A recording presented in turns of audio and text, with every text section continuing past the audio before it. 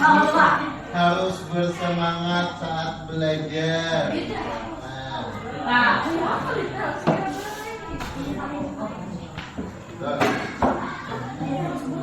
Ini namanya adalah keyakinan kelas 7. Apa? Udah,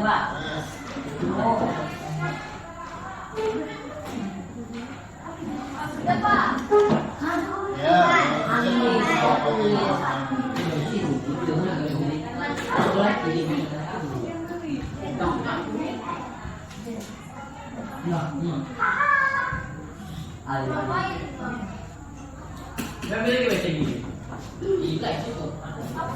Pak, salah Pak, beli Pak.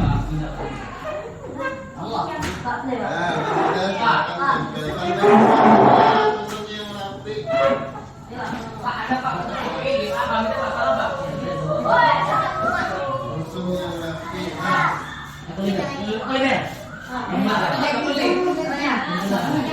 Di sekolah Pak, pakai yang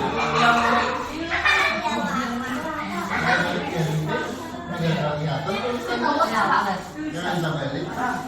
Di dalam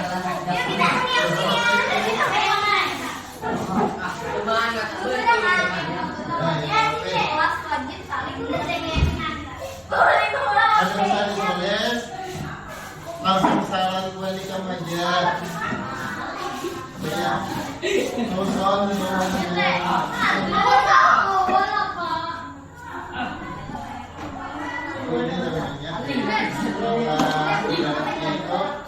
saya kontrak sebelum kita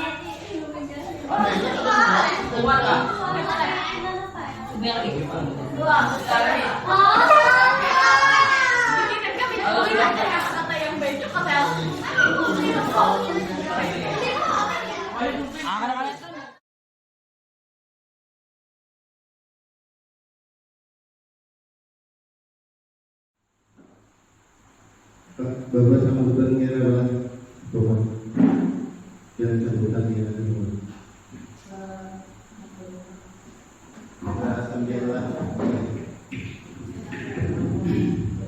Assalamualaikum warahmatullahi wabarakatuh. Terima kasih saya ucapkan kepada Bapak Kepala Sekolah, kemudian kepada Bapak Ibu Guru serta staf ketausahaan yang sudah berhadir di sini untuk menghadiri kegiatan yang saya adakan sebagai bentuk tugas dari pendidikan guru penggerak, yaitu aksi nyata modul 1.4 sesi berbagi pemahaman dan pengalaman penerapan budaya positif di sekolah. Jadi nanti saya akan sharing ya, pemahaman dan pengalaman yang sudah saya dapatkan selama saya mengikuti pendidikan guru penggerak dari mulai awal bulan Oktober sampai bulan November. Jadi karena bagian dari tugas dan itu juga nanti tugasnya di upload. Nanti kita sambil berbincang-bincang santai saja sambil sharing bagaimana sih budaya positif di sekolah dan penerapannya. Mungkin di sini saya di depan nanti bukan orang yang paling tahu ya, mohon maaf Bapak Ibu. Di sini nanti saya cuma berbagi apa yang sudah saya dapatkan.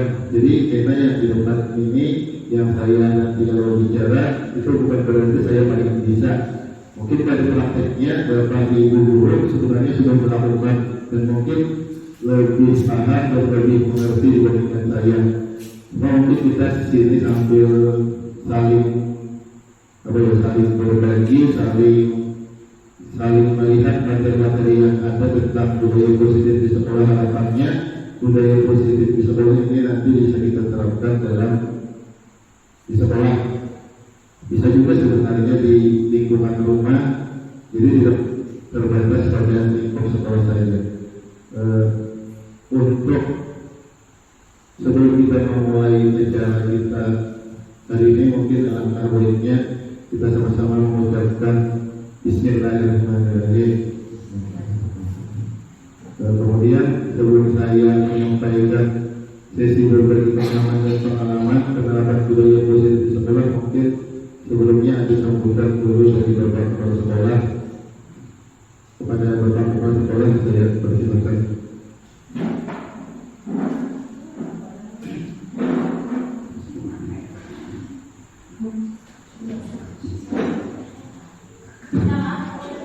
Assalamualaikum warahmatullahi wabarakatuh. Bismillahirrahmanirrahim. Dan salam bersama dengan Muhammad SAW. Bapak Ibu yang kami hormati, kemudian Bapak Munis yang sama-sama kita hormati. Pada hari ini alhamdulillah kita bisa bersama-sama hadir di siang hari ini, di mana dalam rangka rekan kita Pak Munis menyampaikan salah satu bagian dari tugas beliau sebagai guru penggerak, di mana kalau dilihat dari judulnya ini, itu beliau ingin memperdalam atau menggali sebanyak mungkin dari kita, atau yang dikatakan sharing tadi kita atau pendapat bagaimana kita mau menerapkan apa saja yang mau kita terapkan sebagai bentuk bantuan kita kepada beliau untuk sharing tentang budaya positif di sekolah. Nah, pada kesempatan ini harapannya saya dari pihak sekolah kepada Bapak Ibu saya ucapkan terima kasih atas kehadirannya dan dimohon bisa memberikan partisipasi ini kepada kita semua, di mana nanti pada akhir acara mudah-mudahan Pak Munis bisa mendapat pencerahan, bisa mendapat semacam masukan-masukan dari kita yang terkait dengan budaya positif yang seyogianya kita lakukan di sekolah. Nah, jadi maksud budaya positif di sini artinya saya tidak terlalu mempelajari terlalu dalam, cuma secara sekilas yang saya pahami adalah kebiasaan warga sekolah. Jadi budaya positif tidak hanya sesama kepada siswa, tapi kita sebagai warga sekolah, guru, siapa saja yang berada di sekolah itu, termasuk pegawai usaha, termasuk paman dan seterusnya, termasuk kepala sekolah, termasuk yang lainnya, ada budaya positif yang diciptakan, ada semacam kesepakatan lah di antara kita. Nah, kemudian kita sebagai guru itu apa kebiasaan positif kita, budaya kita di sekolah yang bisa diperlihatkan, yang bisa kita lakukan, yang membawa manfaat, membawa kebaikan kepada kita, atau juga memberikan efek contoh kepada siswa. Nah, setelah itu baru kita menurunkan kepada siswa apa saja yang biasa siswa lakukan budaya positif ini. Misalnya kan banyak, seperti contoh kan dalam diajarkan kita kayak seperti bersalaman, gitu kan. Kemudian keluar masuk kelas, kemudian kalau lalu di depan guru seperti apa, dan masih banyak lagi yang lain-lain yang harus kita lakukan, semacam pembiasaan yang positif yang mungkin terkait dengan moral, kebiasaan yang ada di tempat kita, yang mungkin juga dengan hukum agama ada kaitannya, ajaran-ajaran agama gitu, kebiasaan ini. Nah, lalu di sini acara hari ini Pak Munis menginginkan semacam sharing, apakah itu nanti diberlakukan di sekolah kita atau seperti apa. Yang jelas beliau minta masukan-masukan apa saja yang bagus dari positif kita terapkan khususnya di sekolah kita, di Simplifikan Korporat ini. Dan itu yang maksud beliau. Jadi harapan kita semua bisa memberikan semacam masukan, alasan-alasan atau argumen-argumen yang patut atau layak kita lakukan, kita laksanakan sebagai bentuk kebiasaan kita di sekolah, ya, yang semacam mendidik siswa kita untuk berperilaku mempunyai budaya-budaya yang positif, yang baik, dan tidak hanya berlaku di sekolah, tapi budaya positif juga berlaku di rumah tangga, di masyarakat. Bapak Ibu sebagai kata buka untuk komunis, mudah-mudahan nanti kita berjalan acara yang lancar, selesai dalam waktu yang sudah ditentukan. Kemudian kawan-kawan bisa aktif berpartisipasi menyampaikan apa saja yang diinginkan oleh Pak Komunis dalam kesempatan ini. Terima kasih. Assalamualaikum warahmatullahi wabarakatuh.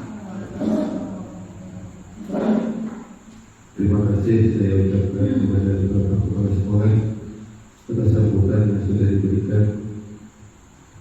Jadi langsung kita mulai saja ya. Jadi saya sambil berdiri, mohon maaf Bapak Ibu, ya ini Pak. Jadi judul kita hari ini adalah aksi nyata modul 1.4 sesi berbagi pemahaman dan pengalaman penerapan budaya positif di sekolah. Jadi sebelumnya tadi sudah saya sampaikan bahwa ini bagian dari tugas seorang calon guru penggerak, di mana dalam nilai dan perannya salah satunya dia harus aktif berpartisipasi dan berkolaborasi dengan rekan sesama guru maupun warga sekolah. Nah, kebetulan pembelajaran kami sudah sampai di modul 1.4. Jadi selama bulan Oktober sampai Desember itu kami mempelajari modul 1. Modul 1.1 itu ada refleksi filosofis pemikiran Ki Hajar Dewantara, kemudian yang kedua itu nilai dan peran guru penggerak, yang ketiga itu visi guru penggerak, kemudian yang ini adalah aksi nyata modul 1.4.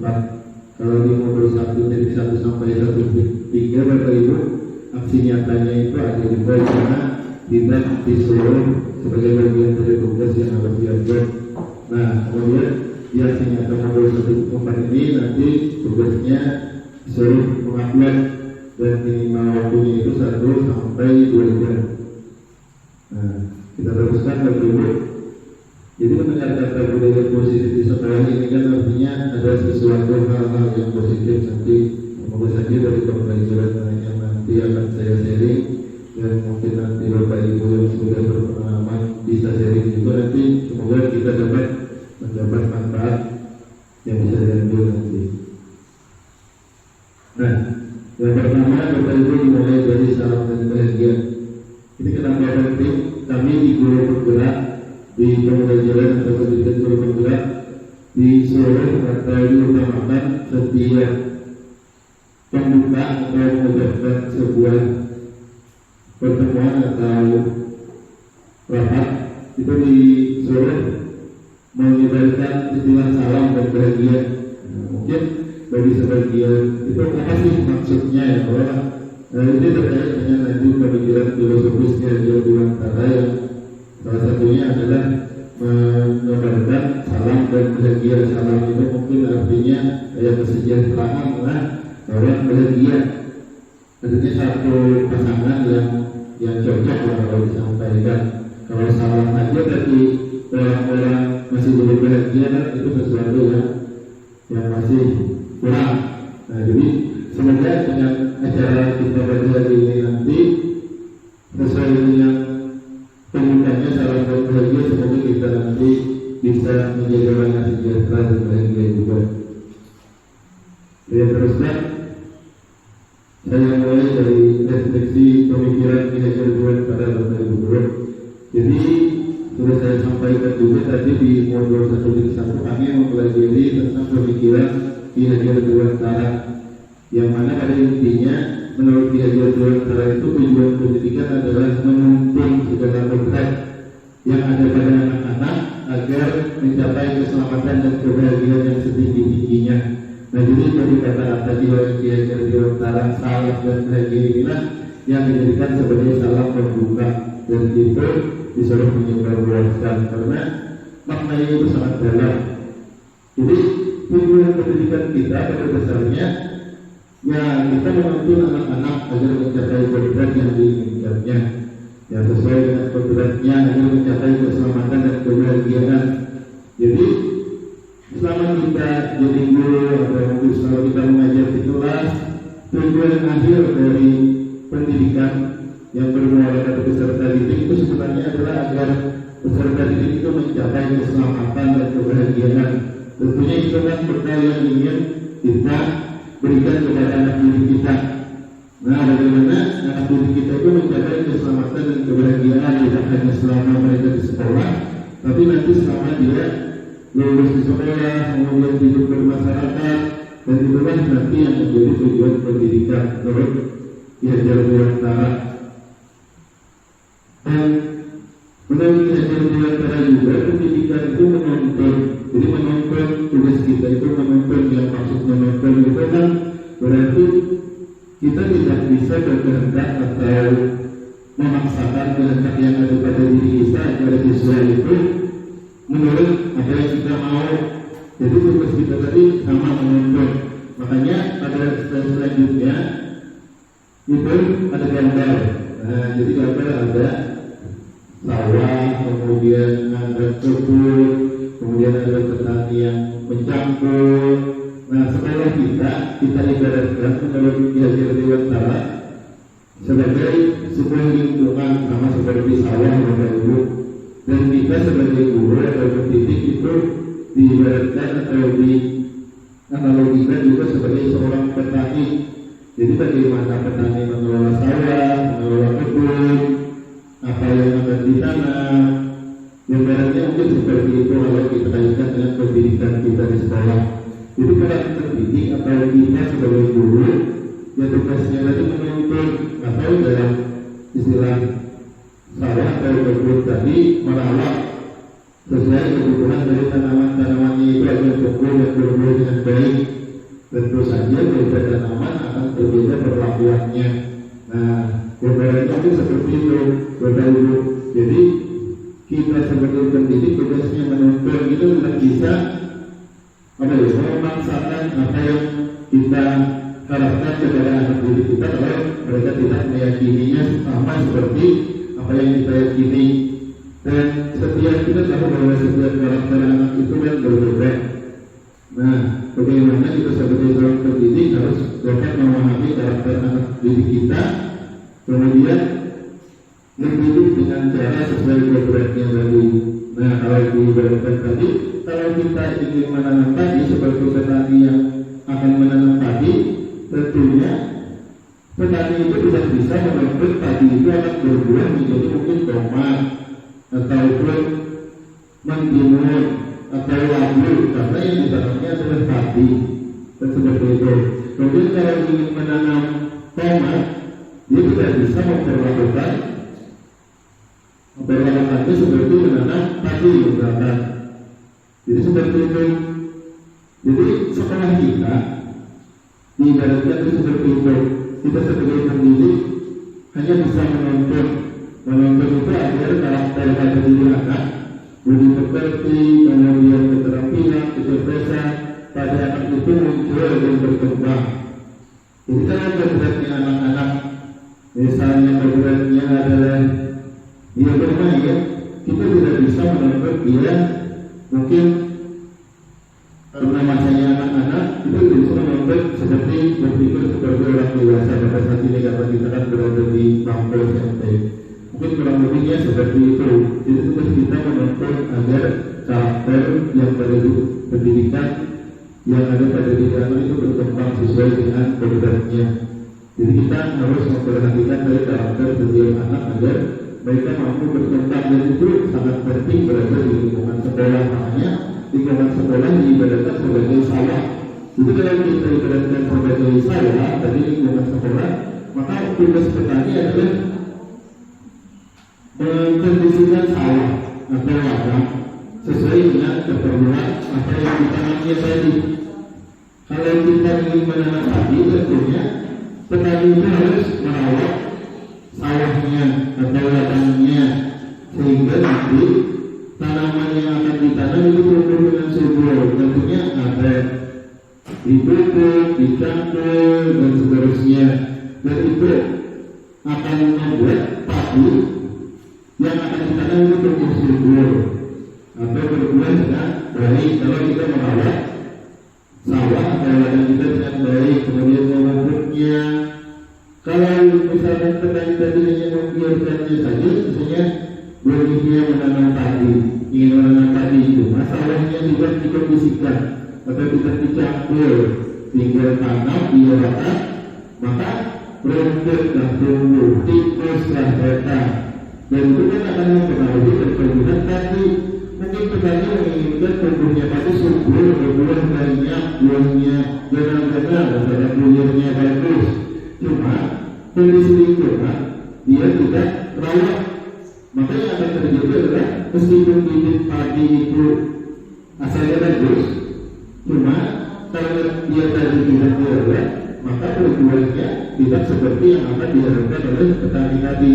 Sama seperti kita seorang guru, jika kita ingin mengharapkan peserta didik kita, siswa kita tumbuh menjadi orang yang kita inginkan, yang sesuai kita yakini, maka kita harus mengkondisikan lingkungan sekolah kita agar mampu mengembangkan karakter peserta didik.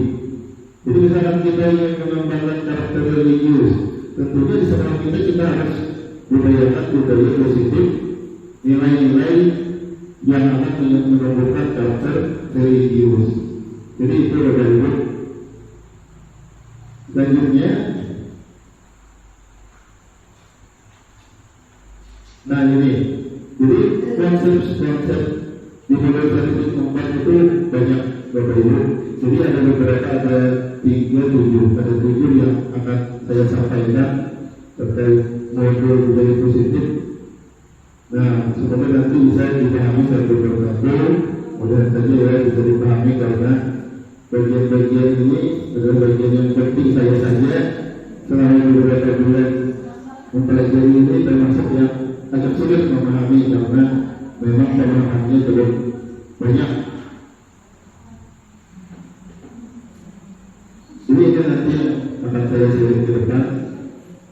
Nah, kita sambung dengan pembelajaran dengan paradigma baru. Jadi pembelajaran dengan paradigma baru dirancang berdasarkan prinsip pembelajaran yang terdiferensiasi, sehingga setiap siswa belajar sesuai dengan kebutuhan dari tahap perkembangannya untuk mewujudkan program belajar Pancasila. Nah, jadi pada saat sekarang kan kita dituntut untuk mengembangkan karakter yang sesuai dengan program belajar Pancasila.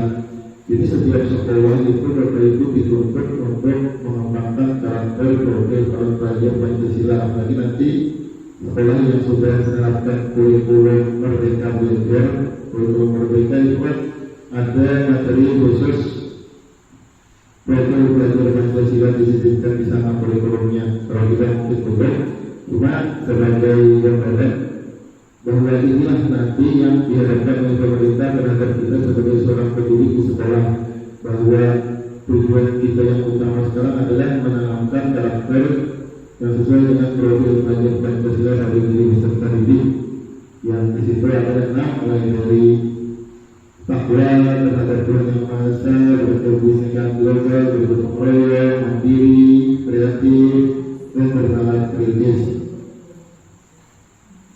Nah, kemudian kita lanjut ke disiplin positif.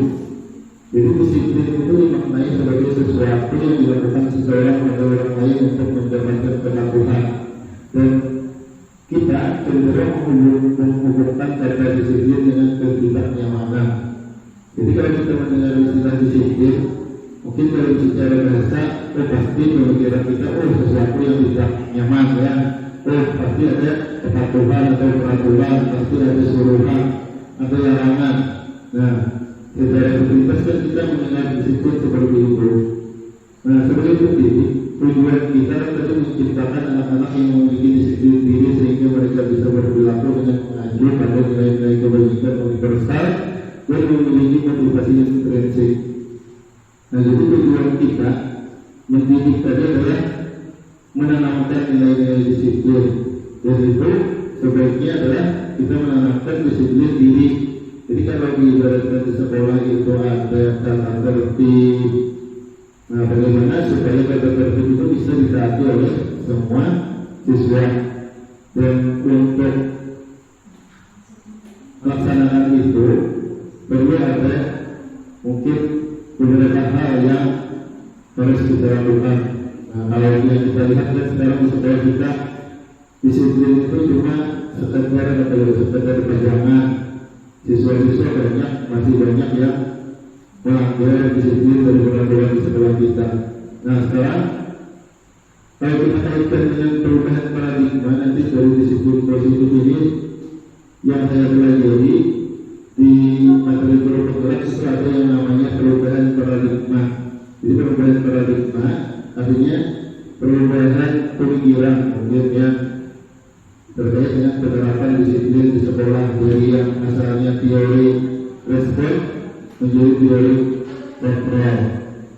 Nah kemudian ada yang namanya disiplin positif. Jadi kalau yang kita tadi sering mendengar kata disiplin itu dikaitkan dengan sesuatu yang tidak nyaman, maka di sini ada yang namanya disiplin positif.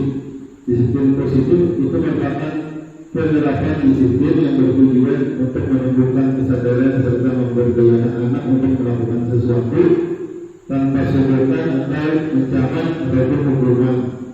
Jadi kalau kita misalnya di sekolah itu ada tata tertib, kalau yang melanggar ada poin atau kena hukuman, pada disiplin positif kita harapkan penerapan disiplin itu tidak melibatkan hukuman atau ancaman. Jadi nanti ada sesuatu hal yang diubah. Lanjut. Nah ini lanjut kebutuhan dasar manusia. Jadi kebutuhan dasar manusia itu adalah kebutuhan untuk bertahan hidup. Ini yang paling penting ya, karena manusia itu pasti hidup untuk memenuhi kebutuhannya agar dapat bertahan hidup. Nah kalau sudah mampu bertahan hidup, mungkin dia akan memenuhi atau merasa atau mencari kebutuhan-kebutuhan yang lain di luar itu. Yang kedua, merasa dicintai, dan ini yang bagian yang penting juga. Kemudian kebutuhan anak kebebasan, kesenangan dan penguasaan. Jadi perilaku manusia atau perilaku termasuk perilaku siswa kita, termasuk perilaku kita sebenarnya didasari oleh 5 kebutuhan dasar ini. Jadi kalau kita bisa memenuhi kebutuhan dasar yang pertama, kita akan lanjut mencari kebutuhan dasar yang kedua dan seterusnya. Kemudian ada teori kontrol, motivasi, hukuman dan penghargaan. Nah, jadi di sini tadi ada perubahan paradigma dari stimulus respon kepada pendekatan teori kontrol, di mana kita berusaha memahami pandangan orang lain tentang dunia, bahwa semua perilaku memiliki tujuan dan hanya Anda yang bisa mengontrol diri Anda sendiri, bukan orang lain. Kalau kita kaitkan dengan siswa, misalnya siswa melakukan pelanggaran, maka pelanggaran itu akan kita lihat kebutuhan dasar apa yang mereka ingin penuhi. Jadi kita tidak serta-merta menyalahkan siswa kalau dia melanggar sebuah peraturan, terutama yang berkaitan dengan disiplin sekolah kita. Jadi kita harus cari tahu dulu kebutuhan apa yang ingin mereka penuhi, yang mungkin tidak dapat dipenuhi di luar sekolah mungkin. Jadi pasti ada dasarnya. Dan kemudian kalau kita memaksakan tata tertib kita pada peserta didik itu kan sebenarnya mungkin merasa enggan melakukan itu kalau kita suruh, karena apa yang dia yakininya tadi berbeda dengan apa yang kita yakini. Misalkan kita menyuruh siswa membuat baju ke dalam, memasukkan baju ke dalam, kita kan beranggapan bahwa dengan menyuruh siswa baju ke dalam atau memasukkan baju ke dalam, siswa bagi kita terlihat rapi, bersih, terlihat gagah, terlihat ganteng, terlihat cantik. Itu yang kita yakini kalau berdasarkan pandangan kita. Nah, kalau berdasarkan teori kontrol itu pandangan kita mungkin berbeda dengan pandangan siswa. Kalau siswa mungkin menganggap baju dalam itu ada bagus, ada jajan. Jadi apa yang kita yakini itu berbeda dengan yang siswa yakini, dan itulah yang akan menyebabkan pertentangan di mana pada penerapan disiplin masih banyak siswa yang melakukan pelanggaran. Artinya kalau ada guru mungkin dia mau baju masuk ke dalam, cuma kalau sudah di luar waktu istirahat atau sudah bulan langsung dapat mengeluarkan baju, karena keyakinan kita berbeda dengan keyakinan siswa tadi, Bapak Ibu. Jadi siswa itu masih belum meyakini dari disiplin, penerapan disiplin yang dilakukan di sekolah itu tidak berdampak terhadap dirinya. Artinya sama aja yang masuk lewat keluar, ada kaitan bagus, atau kita masuk bahwa lingkungan yang baik, yang bersih, sampah tidak berserakan, itu menyebabkan sesuatu yang nyaman, yang menyenangkan, yang membahagiakan.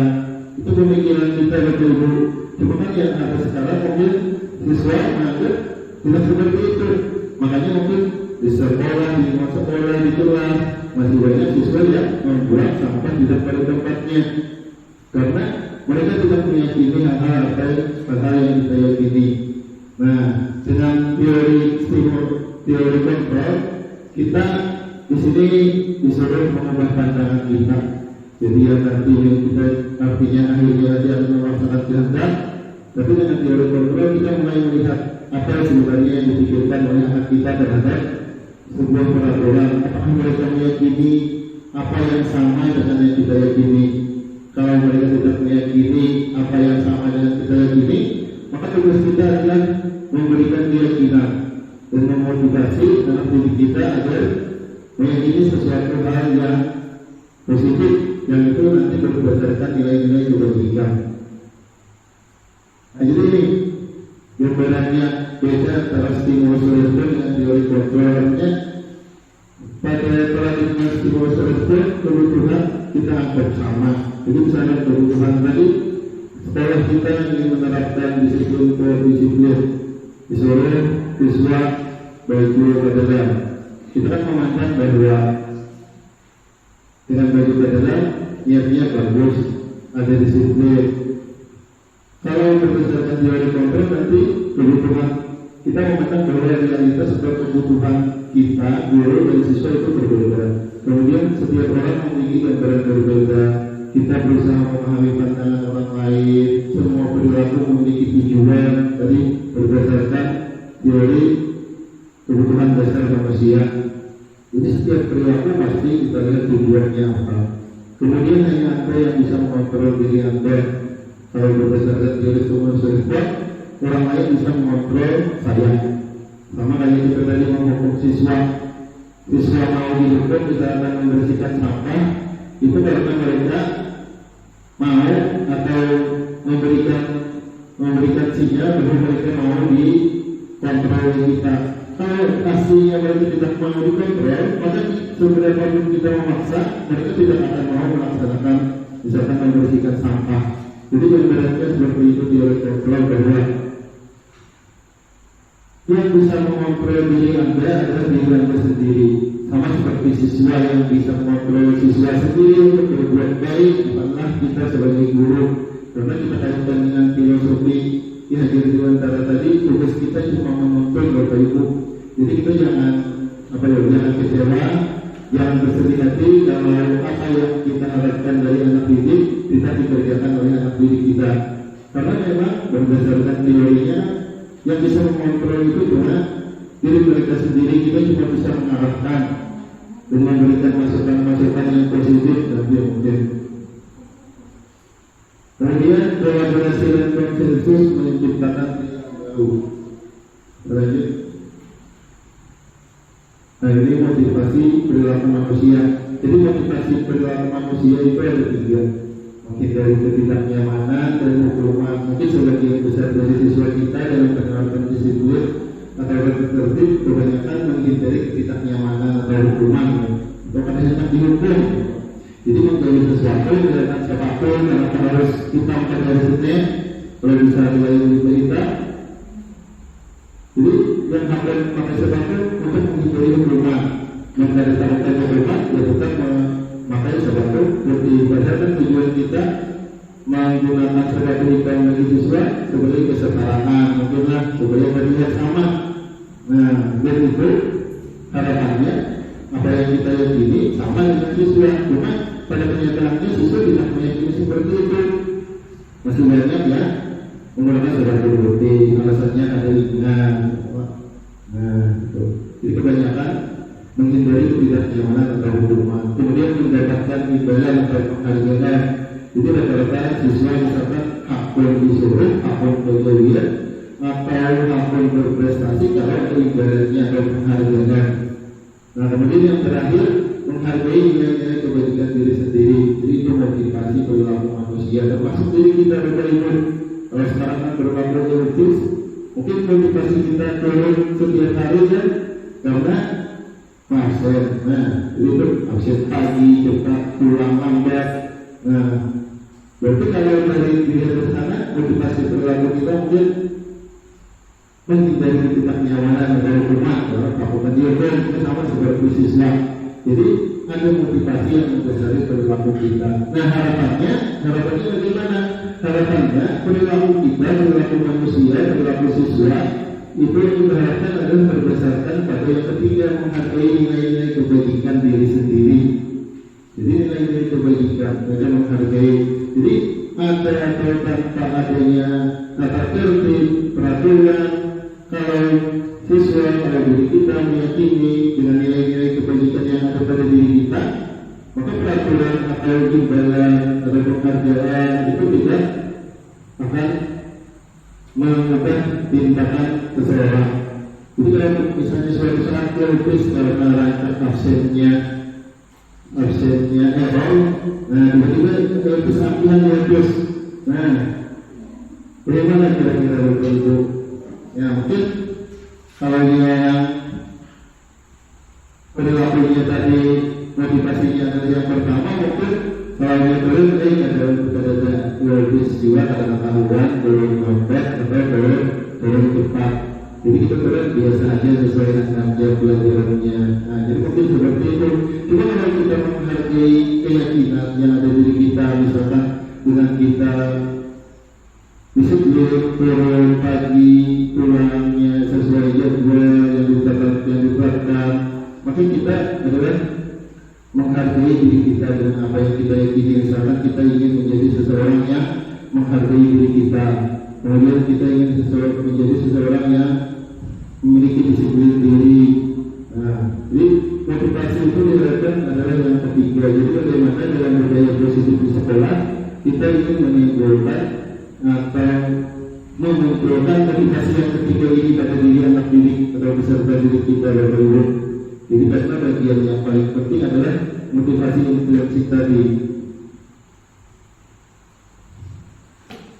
Selanjutnya konsep disiplin dengan identitas belajar. Nah ini, jadi kalau ada penerapan tata tertib yang berupa hukuman, itu berdasarkan yang kami pelajari itu ternyata menciptakan identitas belajar pada diri anak. Jadi apa yang kita lakukan kalau kita memberikan hukuman pada peserta didik, ternyata selama ini kita menciptakan identitas belajar pada anak Bapak Ibu. Jadi hukuman itu kan bersifat menyakitkan, kemudian tidak nyaman, murid merasa takut. Kalau mungkin kita terbiasa memberikan hukuman pada siswa, murid merasa takut kalau melihat kita. Nah, kemudian sifatnya memaksa. Nah, tentunya ada pemberontakan yang ada di dalam diri peserta didik anak didik kita. Kemudian murid menyembunyikan kesalahan, kemudian menjadi rendah diri. Nah, ini yang hal yang negatifnya menjadi rendah diri. Apalagi sering dihukum, mungkin dilihat siswa yang lain, hukuman karena bully teman-teman yang lain, maka dia akan menciptakan murid yang memiliki identitas tunggal. Kemudian penghargaan juga sebenarnya kalau yang kita lihatkan penghargaan yang kita anggap selama ini atau yang kita yakini penghargaan itu baik. Cuma berdasarkan teori kontrol itu penghargaan ternyata tidak bagus sebenarnya Bapak Ibu, karena kalau mengikuti motivasi perilaku tadi, penghargaan itu kan bagian yang motivasi yang kedua. Nah, yang harapannya kan kita akan menciptakan motivasi intrinsik atau motivasi dalam diri seseorang sehingga apapun yang terjadi tidak akan mempengaruhi tindakan siswa. Nah, jadi penghargaan itu berdasarkan teorinya tidak efektif, kemudian merusak hubungan, ada sifat iri, artinya apa? Misalkan siswa yang satu dapat penghargaan dari diri kita, siswa yang lain kan dia pada sama-sama melakukan mungkin apa yang dilakukan sama. Timbul iri kan kenapa sih itu dapat penghargaan kita ada. Nah, jadi ada timbul iri terhadap siswa yang lain. Kemudian mematikan kreativitas. Jadi ada apa ya? Ada studi bahwa ada anak-anak yang diberi penghargaan dengan anak-anak yang tidak diberi penghargaan. Ternyata setelah yang diberi penghargaan, setelah beberapa saat tidak lagi diberikan penghargaan, kreativitasnya menurun dibandingkan dengan anak yang biasa-biasa saja diberikan perlakuan. Jadi ternyata mematikan kreativitas. Ya tadi terkait dengan imbalan, kalau ada imbalannya, penghargaannya rajin, kreatif, hampir mencari tugas, mencari macam-macam, orang macam-macam. Cuma saat kita dapat penghargaan, kalau ada lagi penghargaan, mereka akan bertindak seperti biasa. Dan harapannya, yang kita harapkan bukan seperti itu. Harapannya, ada tidak adanya penghargaan, siswa itu dapat bertindak sama. Kemudian menghukum dengan sistem ranking. Nah ini makanya di rapor-rapor kan yang sekarang saya sebetulnya tidak dilakukan ranking ya, cuma karena kita sekolah menganggap bahwa masih bagus untuk penghargaan yang mungkin menimbulkan motivasi tadi. Cuma ada beberapa teori yang menyebutkan bahwa sistem ranking itu sebenarnya menghukum bagi siswa yang ada ranking. Nah, kasihan yang ada ranking dibandingkan dengan siswa yang ranking tadi. Makanya pada kurikulum sekarang rapor itu ada rankingnya ditiadakan. Kemudian merampas hak menghargai dirinya. Selanjutnya, konsep disebut dengan identitas sukses. Ada yang namanya konsekuensi dengan restitusi. Jadi yang tadi kalau ada hukuman, kemudian ada konsekuensi itu berkaitan dengan tata tertib atau peraturan. Konsekuensi itu merupakan penguatan jangka pendek. Kemudian perlu monitoring berkelanjutan, murid menghormati peraturan, kehilangan waktu untuk menemui kesalahan. Kemudian ada disiplin positif yang namanya restitusi. Jadi nanti yang akan kita pelajari lebih lanjut adalah disiplin positif dengan restitusi ini Bapak Ibu. Jadi dengan penerapan disiplin restitusi ini, harapannya murid bertanggung jawab terhadap perilakunya, kemudian fokus pada pemecahan masalah jangka panjang, murid mampu menghormati dirinya dan orang lain, kemudian teori kontrol, berdasarkan teori kontrol, dirinya sendiri yang akan mengatur apa yang dia lakukan. Kemudian murid bersemangat memperbaiki kesalahan. Jadi kesalahan itu bukan sesuatu yang negatif sebetulnya ya kalau kita ambil sebuah pelajaran. Jadi harapannya dari setiap kesalahan yang dilakukan oleh siswa, bagaimana siswa dapat memperbaiki dirinya, itu harapannya nanti. Karena yang namanya kita apalagi di sini dalam sekolah, yang namanya kita pendidikan, proses pendidikan itu kan bukan berlangsung secara singkat, memerlukan waktu yang lama untuk mengubah karakter seseorang. Jadi pada diri anak. Jadi harapannya kalau ada kesalahan yang dilakukan oleh siswa itu menyadari apa yang dilakukannya salah, dan dia bisa memperbaiki kesalahannya di dalam waktu, dan harapannya tidak lagi mengulang kesalahan yang sudah dilakukannya. Nah, prinsip disiplin melalui pendekatan restitusi yaitu kalau restitusi pengertiannya berbeda adalah menciptakan kondisi. Jadi kita nanti menciptakan kondisi bagi murid untuk memperbaiki kesalahan mereka, bisa kembali pada kelompok mereka dengan karakter yang lebih kuat. Kemudian cirinya bukan menebus kesalahan, namun belajar dari kesalahan, memperbaiki hubungan, tawaran. Nanti apa yang kita tawaran itu bukan paksaan. Kemudian menuntut untuk melihat ke dalam diri, mencari kebutuhan dasar yang menjadi tindakannya. Kemudian fokus pada karakter bukan tindakan, dan restitusi itu menguatkan dan fokus pada solusi. Nah di sini ada tunjangan guru. Nah kira-kira kalau kita lihat antara yang tadi berdasarkan disiplin, ada hukuman, ada konsekuensi. Kira-kira kalau yang pertama mencapai 100 kali di dalam buku kalimat, saya tidak terlambat lagi karena terlambat ke sekolah. Kira-kira kalau dalam peraturan kita itu termasuk hukuman dan konsekuensi kalau beribu. Kira-kira kira-kira mencapai 100 kali ini siswa melakukan kesalahan di kelas kita harus kita mengajari kesalahan misalnya. Kemudian karena kesalahannya itu disuruh mencapai 100 kali di dalam buku kalimat, saya tidak akan terlambat lagi. Ini siswa yang terlambat ke sekolah. Sebab kayak siswa siapa yang terlambat ke sekolah, kita suruh menulis di buku. Kira-kira hukuman itu konsekuensi apa kira-kira? Konsekuensi lah, baiklah. Nanti kita lihat dulu sebenarnya itu ada jawabannya.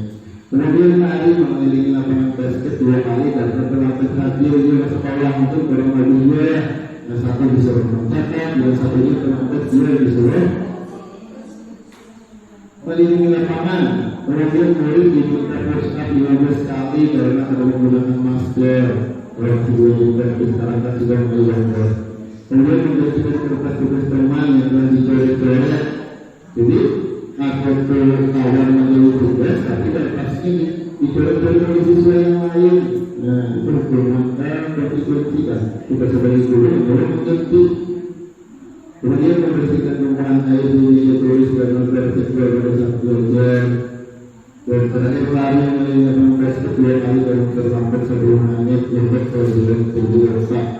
Nah ini kalau saya itulah jalan-jalannya disuruh lari mengenai basket terlambat 10 menit ya kalau saya akan siswa anak-anak disuruh berganti baju lambat itu terlambat ya kalau saya keliling lapangan 2 kali kira-kira kalau saya hukuman itu konsekuensi lah hukuman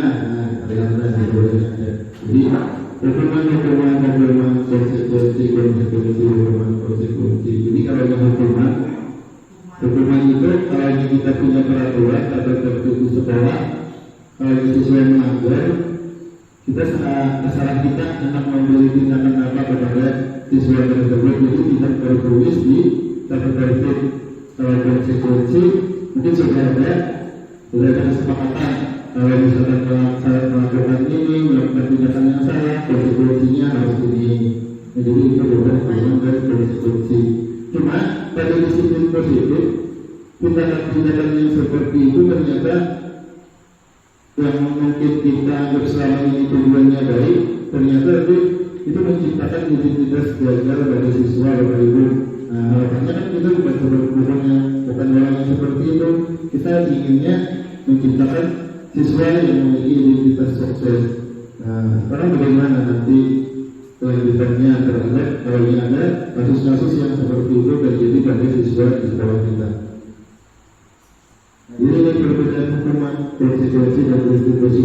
Kalau hukuman, konsekuensi dari kita sudah tahu, cuma yang mungkin masih awam adalah restitusi. Saya juga baru belajar di grup gerak Bapak Ibu. Jadi restitusi itu ternyata ada bagian yang namanya disiplin positif restitusi. Jadi nanti guru menanyakan keyakinan kelas atau keyakinan dirinya dan membantu siswa menyelesaikan masalahnya. Jadi nanti permasalahan yang dialami siswa mungkin pada jam pelajaran kita di kelas atau pada saat kita mengintip ya, harapannya itu bukan lagi langsung pada guru kita. Jadi harapannya kita bertindak sebagai membantu menyelesaikan masalah yang dialami siswa nanti. Jadi kita mendapat kayak jadi guru BK bagi siswa Bapak Ibu. Kemudian kan guru BK ini ada nanti guru BK terkait dengan ini lebih paham dari kita. Jadi guru BK dan siswa menghormati dirinya dan orang lain itu tujuannya. Nah kemudian ada 5 posisi kontrol. Jadi 5 posisi kontrol dikaitkan dengan permasalahan siswa. Jadi kalau pada posisi kontrol kita sebagai pendidik atau guru itu ada 5 macam. Nanti kita berada di posisi mana dan harapannya berdasarkan disiplin itu seperti apa kita lihat. Nah, yang pertama kita hukum. Jadi kalau dia tadi ada sesuatu melakukan salah, kita hukum. Nah, itu kan sifatnya sebagai posisi kontrol guru.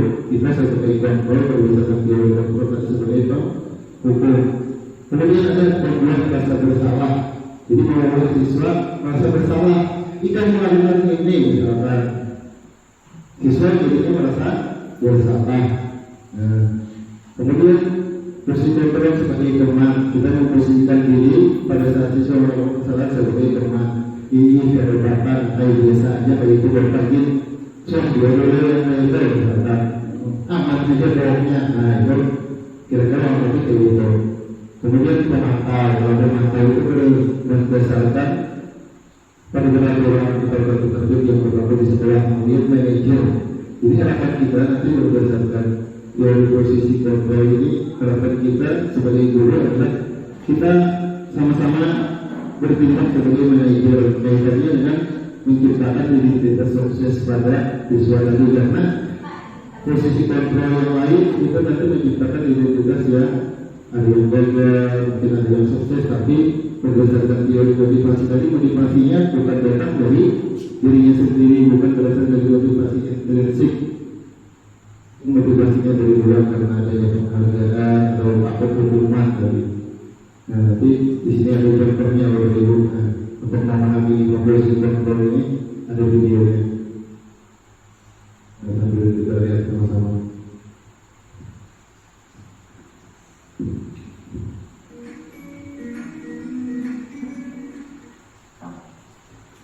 Salam bahagia Ibu dan Bapak Guru hebat. Dalam penerapan disiplin positif restitusi, salah satu program yang dikembangkan adalah 5 posisi kontrol. 5 posisi kontrol dalam restitusi adalah proses perjalanan seorang pendidik agar dapat mengenali dirinya. Pada video kali ini, kita akan membahas tentang 5 posisi kontrol yang dikembangkan oleh Diane Dawson dan contoh penerapannya.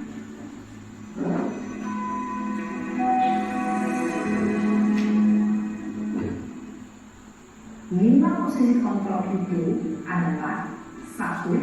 Posisi penghukum. 2. Posisi pembuat merasa bersalah. 3. Posisi tenang. 4. Posisi pemantau atau monitor. Dan 5. Posisi manajer. Untuk lebih memahami kelima posisi tersebut, mari kita saksikan kasus Naren yang terlambat hadir 20 menit di sekolah dan melihat bagaimana kelima posisi kontrol dalam menghadapi masalah tersebut.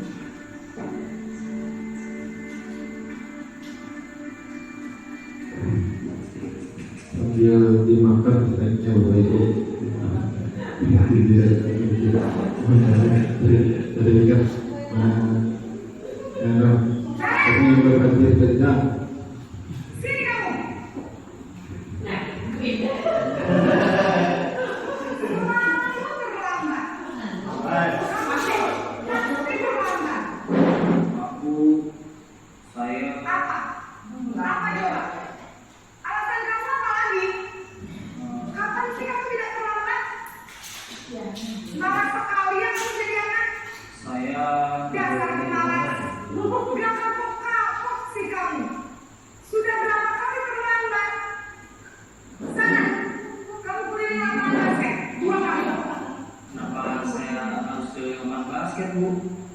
Kenapa?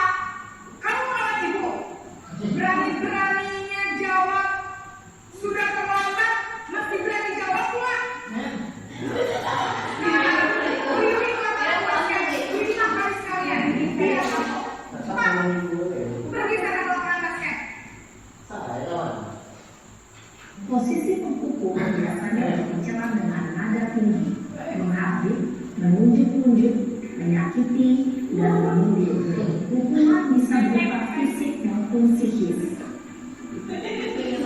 Bapak Guru hebat. Dampak yang terjadi pada murid ketika guru berada pada posisi penghukum adalah murid cenderung akan memberontak, bahkan menyimpan dendam.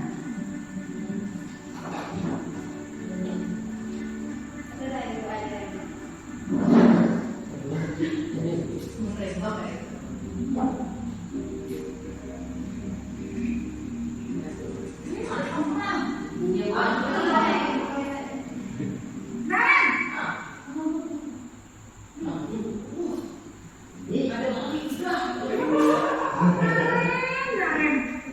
kamu kenapa terlambat lagi, nak? Ya Tuhan, Naren. Kamu senang ya bikin ibu susah ya? Kalau kamu terlambat lagi, nanti ibu yang ditegur bapak kepala sekolah, nak. Bisa gimana ini? Maaf Bu. Gusti Naren, kamu suka ya kalau ibu ditegur bapak kepala sekolah? Terus, sekarang ibu harus tulis apa ya di buku absen? Ini kamu sudah sering terlambat loh. Ibu harus apa coba? Maaf Bu. Maaf sekali. Ya sudah, lain kali jangan bikin ibu susah lagi ya nak ya. Ibu tidak akan kuat lagi kalau kamu begini terus. Bisa jantungan kalau ibu tegur bapak pasrah. Sana cepat langsung. Maaf ya Bu. Maaf sekali. Besok pagi. Posisi pembuat rasa bersalah berbicara dengan nada tenang, cenderung menyanyi.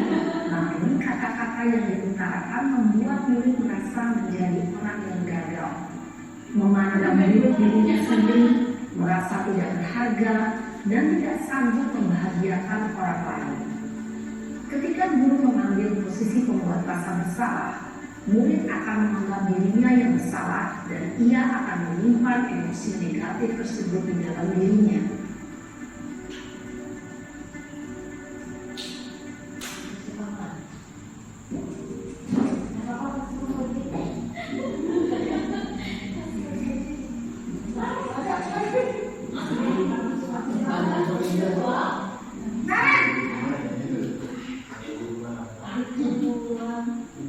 Selamat pagi Bu. Selamat pagi ya sayang. Iya Bu. Habis ibu saya lupa membangunkan saya Bu. Kamu malah menyalahkan ibu kamu. Kamu bukan anak yang paling kencang. Kok terlambat sih? Iya Bu. Saya memang terlambat bangun tadi. Jadi biarpun saya lari kencang, tetap gak kesenjar Bu. Ya sudah sana, nanti lain kali larinya lebih kenceng lagi ya, biar gak terlambat lagi. Bikin seneng ibu, demi ibu, bisa kan? Bisa Bu. Ya sudah sana masuk kelas, ibu beresin urusan absen kamu. Kamu ini ada-ada saja. Dalam istimewa, Dwi berbicara dengan nada suara ramah, akrab, cenderung bersenda gurau untuk menjaga suasana tetap santai. Murid akan merasa senang, aman, dan akrab dengan guru. Identitas yang tercipta adalah identitas sukses atau berhasil. Namun, perlu diingat, karena ini masih dorongan eksternal, maka ada faktor ketergantungan dari murid kepada orang tertentu. Di sini guru absennya, sehingga di lain waktu murid bisa berperilaku baik, namun hanya pada orang-orang tertentu saja.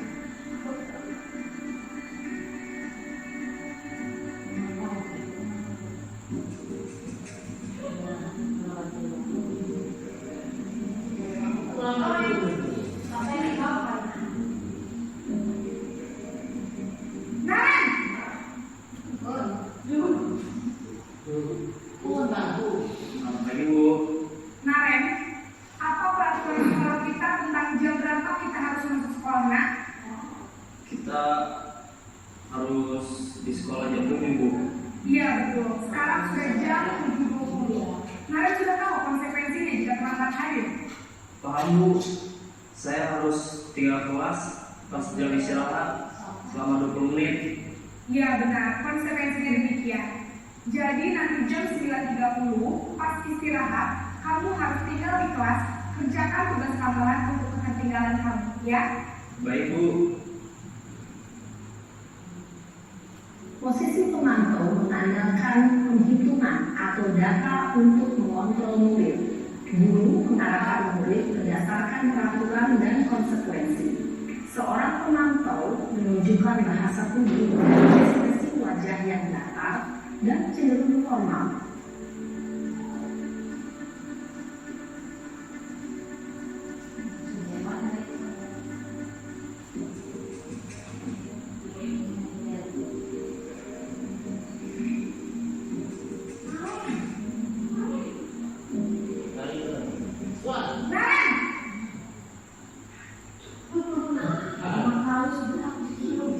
Pagi Bu. Selamat pagi Naren.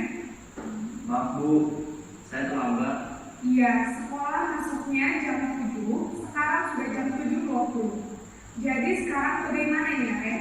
Maaf Bu, saya lupa salah saya semalam. Baiklah, menurut kamu, keyakinan sekolah yang mana yang perlu kamu tingkatkan? Menghargai diri sendiri dan orang lain mungkin ya Bu. Setuju. Jadi, apakah Naren meyakini prinsip saling menghormati tersebut? Iya Bu, saya meyakininya. Apakah Naren bersedia memperbaiki masalah keterlambatan ini? Bersedia Bu. Bagaimana kamu akan memperbaiki masalah keterlambatan ini? Saya akan coba untuk tidak lupa menyetel alarm saya Bu. Baik, kalau kalian lupa menyetel alarm di rumah, ada orang yang kira-kira bisa bantu mengingatkan tidak? Ada Bu, kakak saya, Kak Emma. Ada lagi selain Kak Emma? Selain Kak Emma, ada ibu saya. Baik, jadi yang mengingatkan Naren adalah Kak Emma dan ibu kamu ya? Kira-kira akan mulai setel alarm kapan Naren? Setelah pulang sekolah, akan segera saya lakukan. Baik, jadi Naren akan setel alarm untuk bangun besok pagi dan akan diingatkan oleh kakak dan ibunda Naren ya. Ada lagi yang mungkin perlu dilakukan Naren agar tidak terlambat bangun lagi. Tidak ada Bu. Baik Naren, terima kasih untuk kerjasama kamu. Sekarang kamu perlu kembali ke kelas untuk belajar. Baik Bu, terima kasih. Posisi manajer adalah posisi kontrol yang disarankan untuk membimbing murid memiliki sikap disiplin yang positif, yaitu murid yang mandiri, bertanggung jawab, dan dapat memecahkan masalah. Tujuan dari posisi ini adalah agar murid dapat berefleksi atas tindakannya. Guru akan dengan tulus memberikan pertanyaan-pertanyaan bermakna, sehingga membuat murid dapat belajar dari kesalahannya dan mencari sebuah solusi untuk menyelesaikannya. Ibu dan bapak guru hebat, setelah mengamati adegan kelima posisi kontrol tadi, kira-kira posisi mana yang paling ideal? Posisi mana yang dapat menunjang motivasi intensif murid? Ya, tentu posisi manajer. Posisi ini memang posisi ideal yang ingin dituju setiap pendidik. Pada posisi inilah, guru dapat menerapkan disiplin positif yang berpihak pada murid, yang memerdekakan murid. Perjalanan seorang pendidik tentunya tidak mudah untuk sampai pada posisi seorang manajer. Namun, tujuan kita pasti, yaitu menciptakan murid-murid yang mandiri, merdeka, dan bertanggung jawab. Semoga penggambaran 5 posisi kontrol yang telah diperlihatkan ini dapat menjadi ajang refleksi bagi kita semua, agar dapat terus mengasah dan menerapkan disiplin positif yang memerdekakan murid. Mari terus berlatih dan bersemangat. Selamat menerapkan. Salam dan bahagia, Ibu dan Bapak Guru hebat.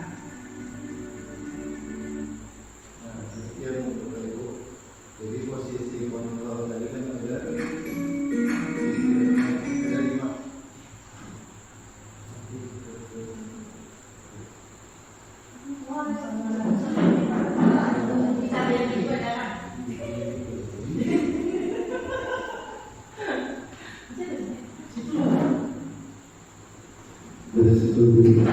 Nah, jadi kita sama-sama melihat video 5 posisi pelajaran dulu.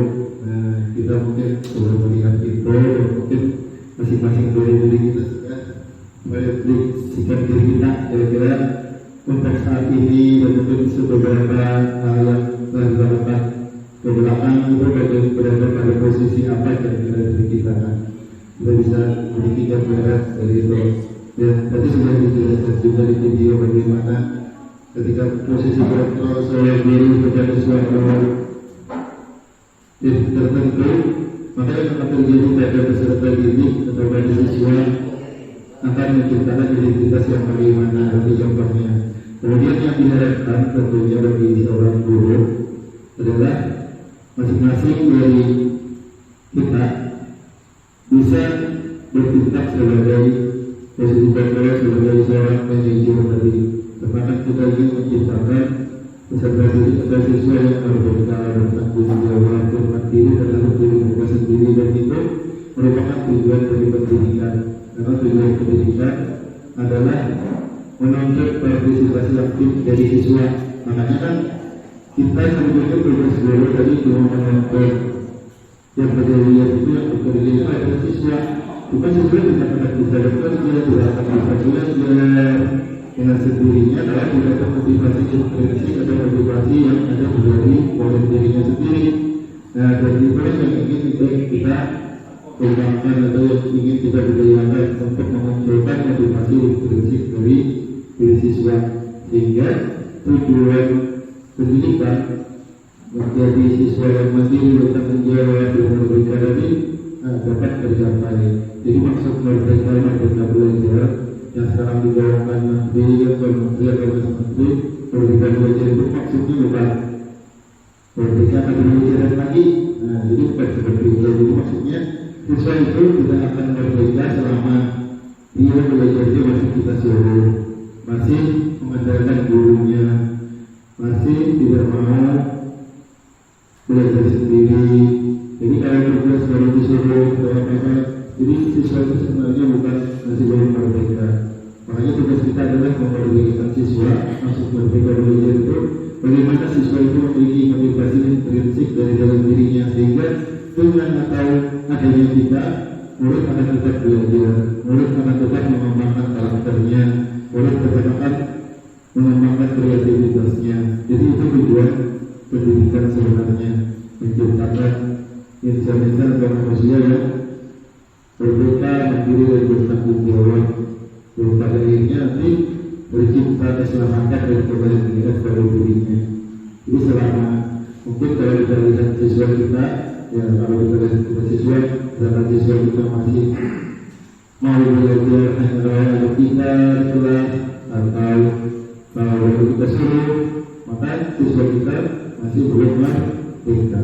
Jadi maksud kalau kita belajar pada kurikulum itu ternyata seperti itu, bahwa tujuannya adalah menciptakan motivasi intrinsik. Jadi itu bukan hal yang mudah dan perlu proses. Nah, makanya ada yang namanya posisi kontrol. Kemudian selanjutnya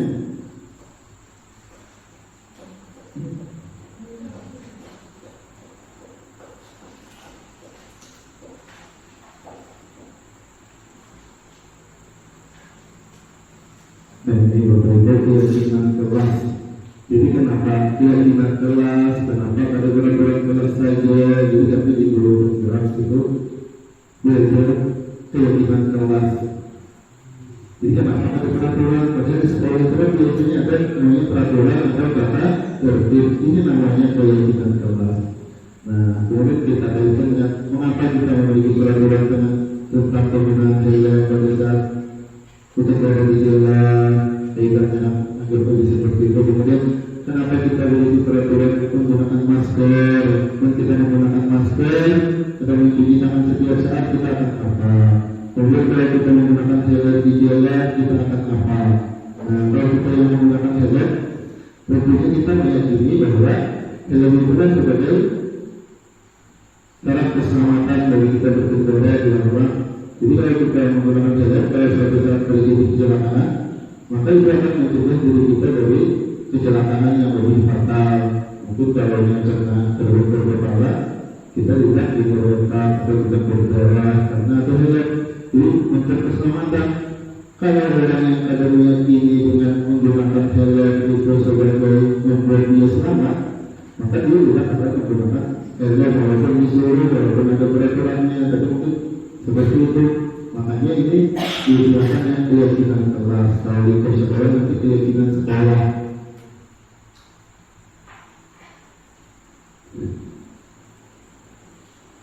Nah, kemudian bagaimana pembentukan keyakinan kelas? Jadi keyakinan kelas itu kita membuat atau mendiskusikan apa saja kira-kira yang bagus untuk kalau ikut kelas untuk menciptakan suasana yang nyaman, suasana yang aman, dan suasana yang menyenangkan. Harapannya seperti apa? Jadi gambaran kelas yang aman, nyaman, menyenangkan itu seperti apa? Kita tanyakan kepada siswa kita. Misalnya kita beranggapan bahwa kelas yang nyaman, aman, menyenangkan itu kelas yang bersih. Itu kan keyakinan diri kita. Cuma apakah itu juga menjadi keyakinan siswa kita? Bahwa kelas yang bersih itu akan menjadi kelas yang aman, nyaman, dan menyenangkan untuk belajar? Mungkin berbeda. Kalau berbeda berarti cuma kita yang meyakini bahwa ibu siswa ternyata tidak meyakini bahwa ia ada sampah banyak yang penting kalau belajar. Artinya berbeda pendapat. Nah, maka dari itu kita mendiskusikan ini. Kalau kita ingin membuat keyakinan, jadi sebelum kita belajar di kelas, kita diskusikan dulu keyakinan kelas. Anggapan itu kayak kesepakatan kelas, Bapak Ibu. Jadi sebelum belajar harus kesepakatan dulu belajar tercipta suasana yang aman, nyaman, dan menyenangkan pada saat belajar. Sampai contoh pada saat saya mengajari Pak, saya buat keyakinan kelas, misalnya ada tercipta suasana aman, nyaman, dan menyenangkan. Nah, apa yang menjadi impian siswa terhadap kelas yang menyenangkan, aman, dan menyenangkan itu seperti apa? Disuruh siswa menuliskan satu persatu. Mungkin ada yang menuliskan kelas yang menyenangkan ini seperti ini, kelas yang aman, menyenangkan, berjalan, awal belajar, semangat itu kayak ini, dan lain-lain. Nah, itu nanti akan menjadi kesepakatan kita di kelas. Sehingga itulah yang menjadi keyakinan. Kita ada siswa yang misalkan tadi kelas yang aman dan menyenangkan setelah terberpergian kelas, misalnya kelas yang bersih, misalkan ada siswa yang membuang sampah di kelas, berarti dia tidak saat itu tidak meyakini bahwa kelas yang bersih adalah kelas yang aman dan menyenangkan untuk belajar. Nah, bagaimana tindakan kita tadi seperti yang sudah dikemukakan di video berkait dengan positif control. Harapannya kita bisa melaksanakan disiplin positif berdasarkan teori 5 positif control sebagai manajer tadi. Nah, bagaimana tahap pembentukan keyakinan kelasnya? Ada 6. Kita untuk lebih memahaminya ini ada video dari Ibu.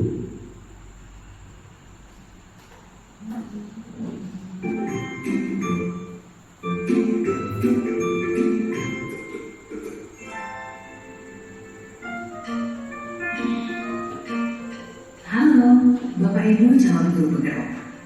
Video ini akan menampilkan 6 panduan yang dapat diterapkan dalam menyusun kesepakatan kelas. Mari kita simak bersama. Izinkan murid untuk menyampaikan masalah yang dihadapi saat ia berada di kelas dan harapan kelas yang membuatnya nyaman. Hal ini bisa dilakukan secara individu, berkelompok, atau dari survei kelas. Seperti apa kelas impianmu? Ceritakan kelas impianmu. Bagaimana kondisi kelas, teman-temanmu, dan guru impianmu? Bertanyalah harapan tentang kelas. Apa yang diharapkan tentang kondisi kelas, tentang gurunya, dan teman-teman kelas. Kemudian tulis hasil diskusi tersebut di papan atau dalam poster. Hal ini memberi kesempatan murid dilibatkan dalam mengatur kelas.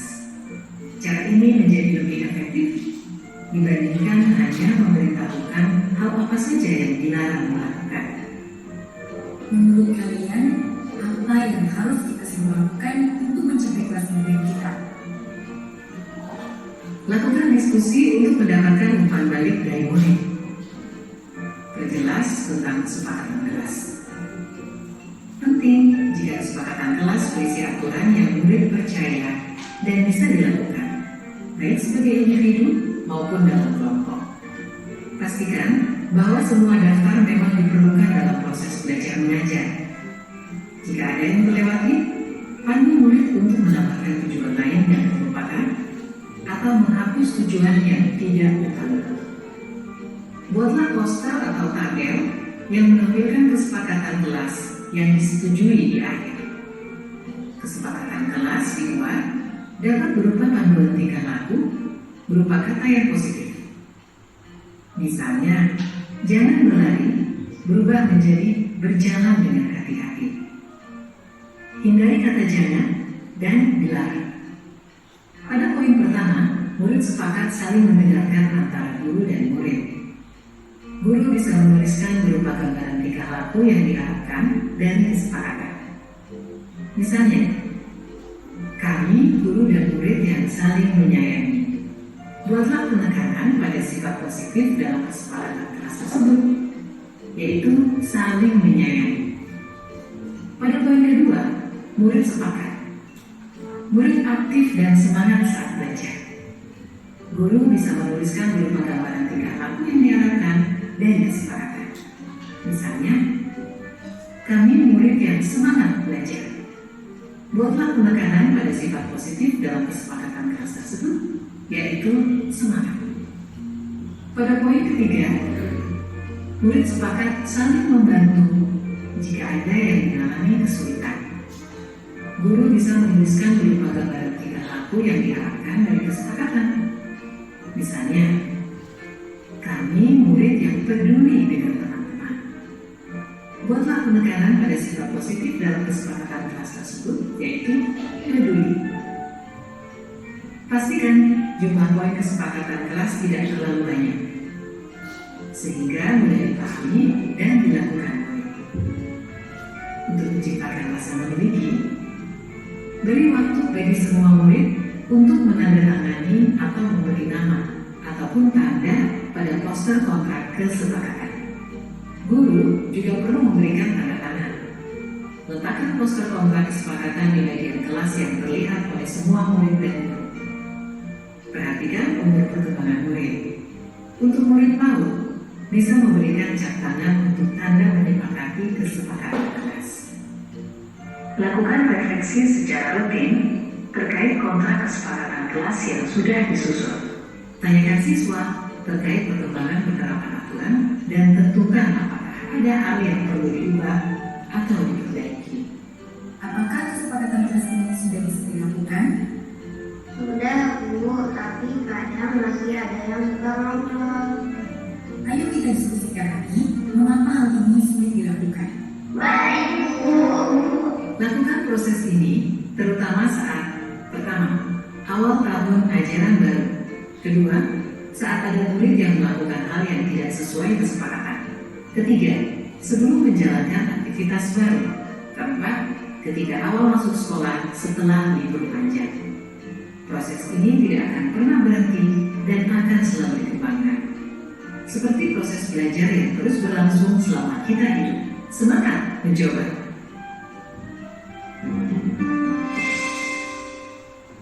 Nah, jadi itu Bapak Ibu kegiatan membuat keyakinan kelas langkah-langkahnya memang kurang lebih seperti itu. Kenapa keyakinan kelas ini penting? Karena kan tadi terkait dengan lingkungan atau lingkungan sekolah sebagai pembentukan budaya positif di sekolah. Jadi kalau misalkan kita membuat sebuah keyakinan kelas, misalnya tadi siswa disuruh tidak membuang sampah di kelas, kenapa itu penting? Karena di sana agar kelas yang aman, nyaman dan menyenangkan, kelas itu harus bersih. Nilai-nilai yang diyakini atau yang kita yakini dan siswa yakini itu seperti apa terhadap kebersihan. Nah, mungkin nanti dikaitkan dengan agama ya, kebersihan adalah bagian dari iman. Kalau dikaitkan dengan kesehatan, kebersihan membuat kita sehat. Misalkan kalau yang sampah banyak kan mendatangkan penyakit. Nah, dan itu harus menjadi sebuah keyakinan. Jadi kalau keyakinan kelas itu dibuat, diharapkan itu tercipta budaya positif di sekolah. Sama tadi seperti kalau diibaratkan oleh Ki Hajar Dewan para petani, tugas petani adalah menuntut tanamannya agar tumbuh dengan subur dan baik, dan tentunya dia harus mengkondisikan ladang atau sarangnya supaya tanaman itu mampu tumbuh dengan baik. Nah, begitu juga kalau kita sebagai seorang guru pendidik di kelas untuk menciptakan suasana yang aman, menyenangkan dan tenang saat pembelajaran, tentunya kita harus membuat sebuah keyakinan kelas. Dan keyakinan kelas itu berdasarkan nilai-nilai yang diyakini masing-masing. Nah, atau berdasarkan nilai-nilai kebajikan universal. Jadi keyakinan kelas itu sebaiknya berdasarkan nilai-nilai kebajikan universal yang berakar pada profil belajar Pancasila, karena dalam pendidikan kita sudah diarahkan untuk mengembangkan karakter profil belajar Pancasila. Jadi selalu kita kaitkan dengan itu. Misalkan yang sudah saya lakukan Bapak Ibu belum sempurna. Ini proses saya membuat keyakinan kelas dengan kelas 7, kelas 8, kelas 9. Jadi masing-masing siswa menyampaikan apa harapannya terhadap kelas impiannya, terutama saat belajar IPA. Nanti yang sama-sama ataupun yang tidak sesuai kita buang, yang sama-sama jadikan satu dan kita buat seperti sebuah keyakinan. Nah ini contohnya keyakinan kelas yang sudah saya buat. Misalkan kami siswa-siswi yang hormat terhadap guru. Kenapa ini penting? Misalkan kita meyakini bahwa siswa yang hormat terhadap guru itu akan membuat kelas kita aman, nyaman, dan menyenangkan dan mudah untuk siswa belajar. Tentunya itu menjadi keyakinan kelas yang sudah kita sepakati bersama. Kalau ada satu atau dua siswa saja yang tidak meyakini hal ini, tentunya itu akan membuat suasana kelas menjadi tidak nyaman, tidak aman, tidak menyenangkan buat belajar. Misalkan ada siswa yang ketujuh berkeliaran dengan temannya, itu kan salah satu bentuk perilaku yang tidak menghormati guru. Nah, kalau dia tidak menghormati guru, otomatis kan akan mengganggu proses pembelajaran. Kemudian kami siswa-siswi yang semangat untuk belajar. Jadi ada keyakinan kelas bahwa kalau siswa semangat untuk belajar, maka dia akan menjadi siswa yang seperti apa? Siswa yang sukses, misalkan dapat memahami materi atau ilmu yang sudah diberikan oleh guru. Kemudian kami siswa-siswi yang mandiri. Nah, harapannya untuk menciptakan disiplin positif. Yang mandiri, kalau tercipta suasana mandiri, artinya ada gurunya, maka siswa itu akan belajar dengan seperti biasa. Jadi kalau ada gurunya, tetap belajar, tetap berada di ruangan kelas. Harapannya seperti itu. Kalau tidak ada sikap mandiri, siswa tidak meyakini hal-hal yang seperti itu, misalnya siswa hanya belajar kalau ada gurunya, maka itu siswa belum meyakini bahwa mereka perlu menjadi siswa yang mandiri. Nah ini nanti setiap saat keyakinan kelas itu kita refleksikan dengan peserta didik kita di kelas. Jadi ada yang tertentu, maksudnya keyakinan kelas ini apa poin ini, maksudnya kami siswa yang cinta kebersihan, misalnya kenapa kita harus cinta kebersihan, maknanya apa. Jadi kita belajar memaknai setiap kata-kata atau keyakinan kelas yang sudah kita sepakati, terutama dikaitkan dengan profil belajar Pancasila atau nilai-nilai kebajikan yang universal begitu. Jadi harapannya seperti itu. Misalnya kalau kita cinta kebersihan, tadi akan tercipta suasana yang aman, kelas itu nyaman. Kadang-kadang yang ada awal kelas harus karena kelasnya itu merasa nyaman, lebih merasa aman. Mungkin kalau yang ada itu kalau sesuatu keluar kelas saja bagi mencari gurunya, berarti suasana kelasnya tidak enak, tidak aman, tidak menyenangkan, untuk tercipta suasana belajar yang positif. Maka itu karena diri kita sebagai pendidik, kita bertanggung jawab untuk menciptakan budaya positif yang seperti itu. Artinya kalau budaya yang seperti itu tidak terpenuhi, siswa itu akan susah untuk belajar di sekolah. Nah, sama seperti petani tadi, padi itu tidak akan berbuah kalau habis ditanam dibiarkan aja lingkungannya. Misalnya ada tikus datang, dibiarkan saja, ada diobati. Ada rumput tumbuh, rumputnya ada dibuang. Nah, sama seperti itu kelas yang membuat kita nyaman untuk mengajar, siswa nyaman untuk belajar, itulah yang diharapkan dari budaya positif di sekolah. Ini Bapak Ibu. Lanjut. Nah, kemudian ada segitiga restitusi. Jadi segitiga restitusi, kalau tadi ada restitusi sebagai penerapan disiplin positif, ini ada segitiga restitusi sebagai langkah dalam penerapan disiplin positif jika ada kita mengalami siswa yang tidak meyakini keyakinan sekolah atau keyakinan kelasnya. Jadi kita lakukan segitiga restitusi Bapak Ibu. Cuma dari praktek segitiga restitusi ini, ketiga hal ini tidak selalu harus ada. Maka pada dasarnya bagian-bagian ini kalau kita menangani siswa yang bermasalah sebenarnya hampir semua dari kita mungkin sudah melakukan. Cuma mungkin baru mengenal istilahnya, ternyata ini segitiga restitusi. Cuma yang bagusnya seperti apa langkahnya? Langkahnya itu dimulai dari menstabilkan identitas, validasi tindakan yang salah dan menanyakan keyakinan. Jadi kalau ada siswa yang bermasalah, misalkan siswa yang terlambat tadi, jadi kita lakukan segitiga restitusi. Nanti ada videonya lagi setelah ini Bapak Ibu. Jadi ini contoh kalimat kalau kita ingin menerapkan segitiga restitusi. Jadi misalkan ada siswa yang salah tadi terlambat ke sekolah, terlambat masuk, maka langkah-langkahnya ada menstabilkan identitas, kemudian validasi tindakan yang salah, menanyakan keyakinan. Jadi kalau kita misalkan berbuat salah kepada Bapak, ternyata itu masuk menstabilkan identitas. Bapak juga pernah melakukan kesalahan itu biasa saja, itu bagian dari menstabilkan identitas. Kemudian ada validasi tindakan yang salah. Kamu pasti punya alasan mengapa melakukan hal itu. Jadi kita tanya alasannya kenapa itu, kenapa terlambat ke sekolah. Kalau masih kontrol tadi kan tidak tahu alasannya. Berarti kita terlambat, kita mulai sekeliling lapangan. Siswa yang terlambat disuruh keliling lapangan tanpa tahu alasannya. Kita tidak sempat atau kita tidak menanyakan kenapa alasannya. Siapa tahu kan terlihat di jalan atau tidak. Nah itu namanya validasi tindakan yang salah. Kemudian menanyakan keyakinan, ini yang bagian yang penting Bapak Ibu. Jadi kita harus tentukan dulu.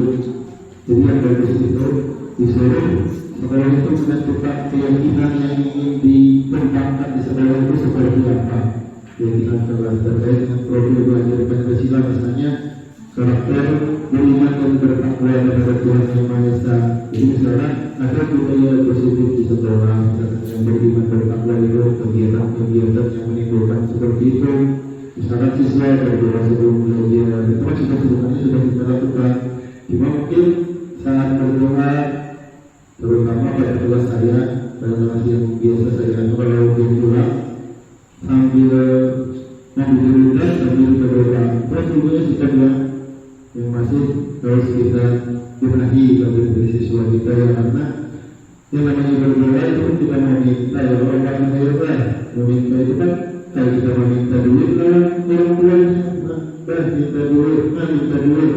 Duit tadi itu berbeda duit, kita betul-betul bisa minta duit dalam hal lain, tapi kita minta duit kayak ada berjujur, istilahnya kayak itu sama kita berdoa. Nah, jadi kita di sini selain menerapkan budaya positif, sekarang ada satu penting bagian yang paling penting itu adalah sharing keyakinan itu seperti nilai-nilai yang ingin dituju dari sebuah peraturan itu seperti apa sih? Misalkan kita membuang sampah, tata tertibnya, nilai-nilai yang ingin kita gunakan itu siswa juga harus meyakini itu sebagai sebuah keyakinan dirinya. Jadi tanpa kita suruh pun mereka akan membuang sampah dari tempatnya. Jadi misalkan nilai yang akan kita tuju adalah cinta kebersihan atau agar sehat hidupnya, agar tubuhnya sehat tidak terkena penyakit. Itu kan nilai-nilai yang ingin kita tuju. Misalkan tadi yang terlambat ke sekolah tadi, misalkan saling menghargai dan saling menghormati, saling menghargai diri dan saling menghormati temannya. Jadi kan misalkan ada yang terlambat, itu bagian dari nilai menghormati temannya hadiah tawa, disiplin, turun sesuai, masuk sesuai jadwal, apa yang lain kata, dan itu bagian dari menghormati diri dan menghormati orang lain. Nah jadi itu. Ini video tentang segitiga restitusi, bagian terakhir dari materi kita tentang budaya positif.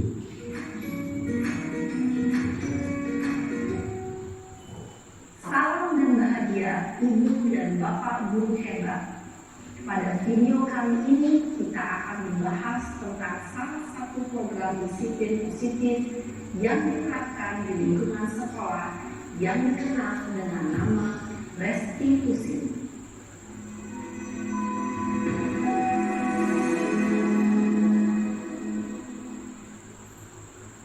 restitusi dikembangkan oleh pakar pendidikan Diane Lawson, berlandaskan pada teori kontrol berpengalaman.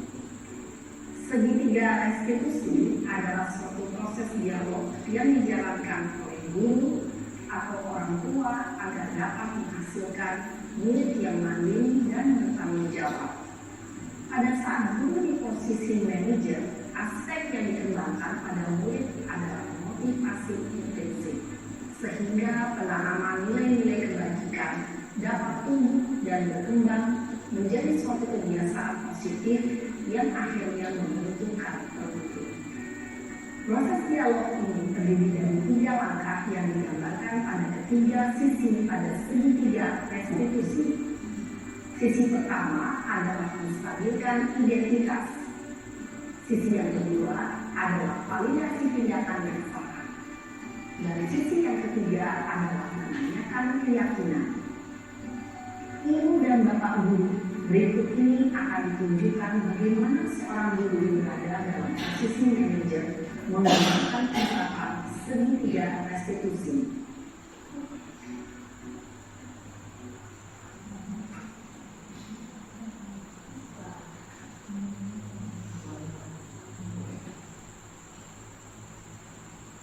Yang sudah lama nggak bicara dengan Pak Hadi dari sini. Kesel Pak, kesel banget. Masa aku dikatain soal fitnah Pak? Ya aku marah Pak. Aku dari katain mereka di depan kelas. Kesel banget. Oh begitu. Ya pasti kamu marah dan kesal. Bapak juga akan marah apabila ada yang menuduh Bapak seperti itu. Kemudian pada saat itu kamu melakukan apa? Ya saya harus memakai mereka lah Pak. Kesel banget. Saya bentak-bentak dia di depan teman-teman lain. Oh begitu. Pasti kamu melakukan seperti itu karena suatu alasan tertentu bukan? Iyalah, maksud saya biasa aja Pak. Ya saya bela diri lah. Maksud saya dituduh tukang fitnah. Ya wajar lah. Mempertahankan harga diri itu sesuatu yang penting buat kamu. Untuk kamu tidak berpikir gagal lagi, hanya meminta-minta. Iya Pak. Untung saya masih bersabar dan hanya meminta saja. Sudah gemes padahal, saya pasti bela diri lah. Ya pasti ya. Tapi kamu memilih untuk tetap bertahan dan bersabar. Kamu memilih untuk tidak berbuat lebih parah lagi. Iya. Nah, sekarang coba kita lihat lagi tindakan kamu yang mentak-mentak Eka di kelas. Tindakan kamu itu kira-kira sesuai dengan keyakinan kelas atau prinsip kamu tidak? Enggak lah Pak. Capek Pak jadi pemarah. Jadi keyakinan atau prinsip mana yang kurang sesuai dengan keinginan kamu? Ya, saya sebenarnya sangat menghargai orang lain. Mungkin saat itu saya menjadi emosi, jadi tidak menemukan sikap itu. Kamu meyakini tidak menghargai orang lain itu penting buat kamu? Yakinlah Pak. Iya, setuju. Kita harus saling menghargai. Namun ada juga keyakinan yang disepakati yang perlu kita jalankan apabila kita sedang marah, kan? Ya, saya bisa lebih proaktif, mulai dengan diri sendiri. Saya bisa jadi lebih sabar, mengambil waktu jeda untuk berpikir kalau apa selanjutnya. Kira-kira kamu bersedia memperbaiki masalah ini tidak? Sedia Pak. Kalau kamu memperbaiki masalah ini, kamu akan menjadi orang seperti apa? Saya akan menjadi orang yang bertanggung jawab kali ya Pak. Dan senantiasa proaktif. Iya, menurut kamu bagaimana rasanya menjadi orang seperti itu?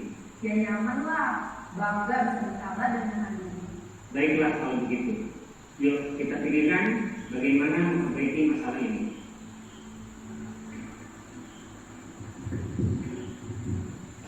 Nah itu tadi Bapak Ibu contoh penerapan segitiga restitusi. Kalau ini kalau menjadi sesuatu yang tidak sesuai peraturan, jadi kita menerapkan, kita coba menerapkan segitiga restitusi dengan langkah-langkah yang ada tadi. Pada sisi pertama, menstabilkan identitas berdasarkan pada prinsip bahwa membuat kesalahan adalah bagian dari proses pembelajaran. Sisi pertama dari segitiga ini berperan menggeser identitas murid dari identitas gagal ke identitas sukses. Murid yang sedang bertingkah laku yang tidak pantas atau menarik diri saat itu sedang mengalami identitas gagal. Bila kita mengkritiknya, maka posisinya tidak akan berubah. Kita bisa mengajukan pernyataan-pernyataan ini. 1. Membuat kesalahan sesuatu yang wajar. 2. Manusia tidak ada yang sempurna. 3. Kita bisa memperbaiki masalah ini. 4. Saya tidak menanyakan kesalahannya. Saya lebih fokus bagaimana memperbaiki masalah ini. 5. Apakah saat ini kamu telah menjadi orang yang baik untuk dirimu sendiri? Pada sisi kedua, validasi tindakan yang salah berlandaskan pada prinsip bahwa setiap perilaku berupaya memenuhi suatu kebutuhan tertentu. Guru yang telah memahami teori kontrol akan bergeser dari pemikiran stimulus respon menjadi proaktif dan mencoba untuk mengenali tujuan dari perilaku murid, mengenali dan mengakui kebutuhan murid ini dapat memperbaiki hubungan dengan murid tersebut. Pernyataan atau pertanyaan bisa disampaikan dengan nada suara tidak menghakimi atau memojokkan, sehingga dapat mengembalikan murid pada posisi positif.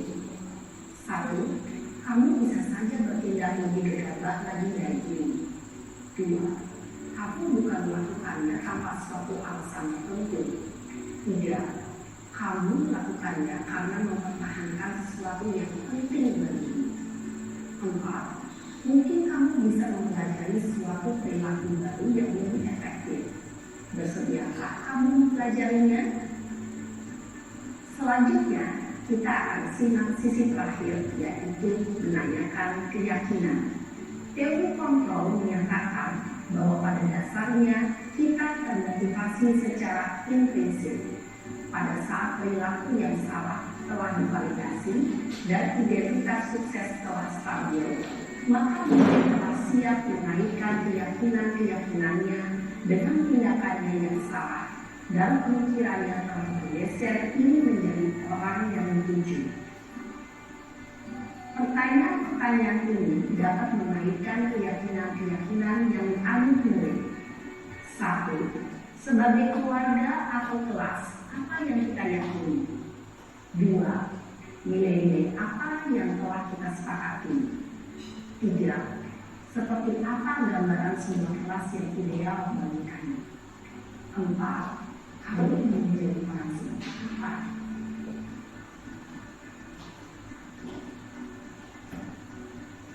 Dalam menerapkan segitiga restitusi, perlu diperhatikan beberapa hal, yaitu 1.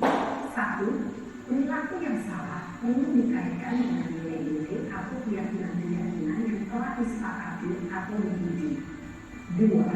Kesediaan orang yang melakukan kesalahan untuk memperbaiki masalah. 3. Pemecahan masalah sebisa mungkin relevan atau memiliki hubungan dengan masalah yang ada. 4. Usaha. Perlu adanya suatu usaha perbaikan dari pihak yang berbuat kesalahan. 5. Waktu. Perlu mendedikasikan waktu dari pihak yang berbuat kesalahan. Tanyakan kapan akan mulai dilakukan usaha untuk memperbaiki masalah. Dengan memahami struktur penerapan segitiga restitusi, diharapkan guru dapat menerapkan posisinya sebagai manajer dengan mengajukan pertanyaan-pertanyaan bermakna yang dapat membuat murid menjadi lebih percaya diri, bertanggung jawab, dan mandiri. Nah, ibu bapak guru perlu tidaknya mengikuti ketiga tahapan dalam segitiga restitusi bergantung pada ringan beratnya suatu permasalahan. Misalnya, bila permasalahan tersebut ringan, maka tidak perlu dijalankan secara berurutan. Bahkan bisa semudah menanyakan apa keyakinan yang kita sepakati. Dengan menjalankan segitiga restitusi, dengan mengajukan pertanyaan-pertanyaan bermakna, diharapkan murid menjadi lebih kuat secara pribadi, dapat membuka wawasan murid agar dapat menyelesaikan permasalahannya sendiri, semakin percaya diri, mandiri, dan merdeka. Salam dan bahagia Ibu Bapak Guru hebat. Demikian Bapak Ibu, jadi penerapan budaya positif di sekolah tadi dari mulai posisi kontrol seorang guru di sekolah, kemudian penerapan segitiga institusi dalam menyelesaikan masalah siswa, itu semua itu berakar pada untuk membentuk budaya positif di sekolah. Jadi apa yang mungkin kita sudah laksanakan di sekolah, itu sebagian besar belum melakukan hal-hal yang seperti ini. Cuma mungkin yang masih ada berbeda dari posisi kontrol, mungkin yang masih belum beranjak dari posisi manajer. Harapannya kita secara langsung memperbaiki diri atau mengubah kebiasaan kita berdasarkan posisi kontrol yang menjadi manajer. Harapannya kan kita seperti itu, karena kita ingin menciptakan siswa-siswa kita yang memiliki identitas sukses di kemudian hari, bukan siswa yang pencerdas, tapi siswa yang rendah diri, dan itu berada di tangan kita Bapak Ibu sebagai pendidik. Jadi kalau diibaratkan filosofi Gajah Dewantara tadi, kalau padi itu tumbuh bagus tergantung petaninya. Jadi bagaimana petani mengkondisikan lingkungannya agar padi itu tumbuh dengan bagus. Jadi kalau kita menanam padi, kita tidak bisa menyamakan cara menanamnya itu seperti menanam selain padi misalkan tomat atau timun, berbeda perlakuannya. Jadi setiap siswa juga memiliki karakter yang berbeda. Setiap siswa harus kita bedakan perlakuannya mungkin saat menghadapi masalah, terutama dari kaitan dengan juga tadi kebutuhan dasar yang ingin dipenuhinya seperti apa, atau kebutuhan dasar yang tidak terpenuhi di rumah atau di sekolah saat dia melakukan sebuah kesalahan. Jadi itu menjadi bagian yang penting dalam kita menerapkan segitiga restitusi. Nah, jadi gambarannya tadi atau sudah terutama tadi adalah seperti ini Bapak Ibu, disiplin positif. Jadi teori kontrol, semua perilaku memiliki tujuan, kemudian ada teori motivasi. Jadi harapannya yang kita menciptakan siswa yang memiliki motivasi prinsip berdasarkan nilai kebajikannya. Nah, karena waktu mungkin sudah menunjukkan yang setengah bulan. Terakhir sebelum itu, jika Anda berencana untuk 1 tahun maka sebelum pagi, jika berencana untuk 1 hari atau 1 musim kita berulang pagi, misalnya penting berencana 1 tahun tanaman pohon, berencana untuk seumur hidup di orang-orang sebagai gambaran kita dalam mendidik agar kita bersemangat Bapak Ibu. Jadi kita jangan kecewa pada saat kita memperbaiki kondisi yang ada di sekolah, misalkan siswa yang bermasalah, siswa yang saat itu tidak